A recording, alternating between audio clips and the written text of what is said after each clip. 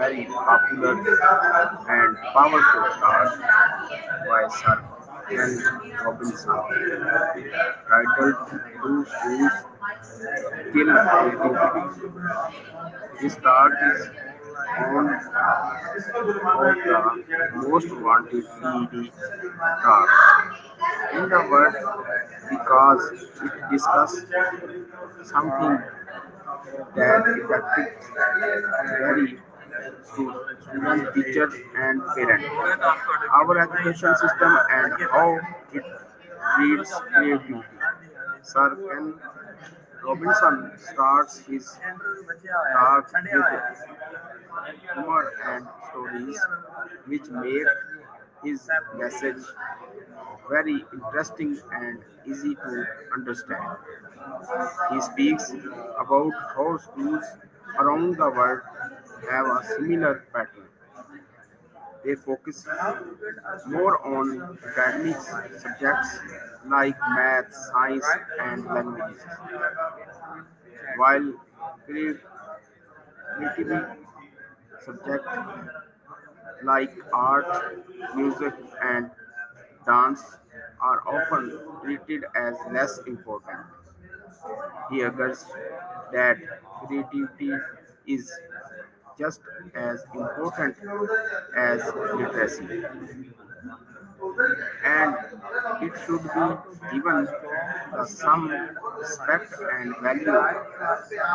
According to him, every child is born with amazing creativity, immigration, and curiosity. But as children grow up, schools teach them to follow strict rules and give the right answers, which slowly kills their creative thinking.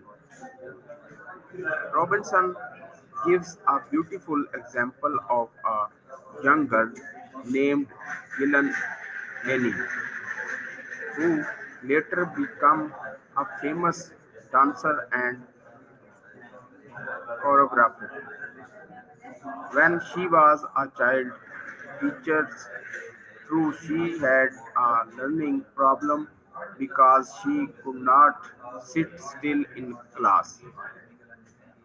But when a specialist saw her move to music, her realized that she was not sick. She was a dancer. If her mother had forced her to behave like other students, the world might have lost one of its greatest artists. This story shows that sometimes our education system judges children too quickly. Schools often push everyone to fit into the same box. Sir Ken Robinson believes that we need to rethink the way of educate children.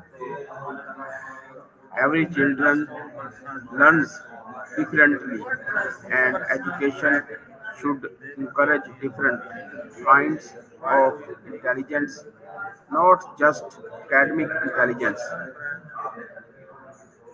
He also talks about the fear of being wrong. In schools, students are often afraid to make mistakes because they are punished for being wrong. But as Robinson says, if you are not prepared to be wrong, you will never come up with anything original. This is such a powerful line. Creativity requires taking risks, experimenting, and sometimes failing, but schools really allow that freedom. Sir Ken Robinson highlights that the traditional education system was built during the Industrial Revolution. It was designed to produce workers for factories, people who could follow instructions and do repetitive tasks. But the world has changed. Today we live in an age of technology, innovation, and creativity. The system that worked 200 years ago is no longer suitable for the challenges of today's world. He urges educators and create schools that nurture creativity instead of destroying it. That means giving equal importance to arts, music, drama, and dance, and not just math and science. It also means encouraging students to explore their passions, to ask questions, and to think differently. Robinson's message is not just for teachers, it's for parents too. He reminds us that every child has something special inside them, and it's our responsibility to help them discover and develop it. Sometimes success is not about getting top grades, but about finding joy and meaning in what you love to do.